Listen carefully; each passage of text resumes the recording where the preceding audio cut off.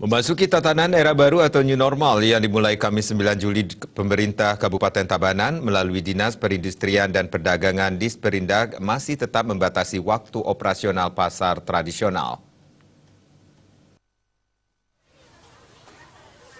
Kabid Perdagangan Disperindag Kabupaten Tabanan, Niwayan Primayani, mengungkapkan kesiapan pasar tradisional terkait protokol kesehatan COVID-19 ini sudah siap, meliputi menyangkut penggunaan masker baik pedagang maupun pembeli di pasar. Begitu juga terkait pemakaian face shield dengan mewajibkan para pedagang.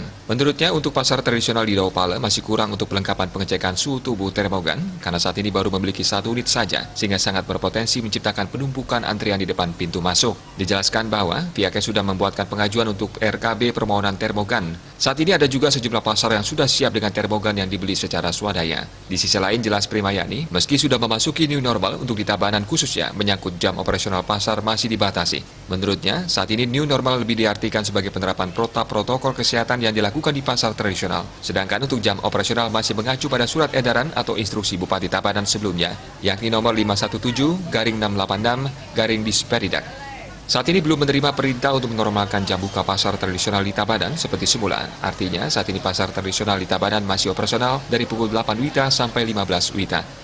Wartawan Bisnis Bali melaporkan.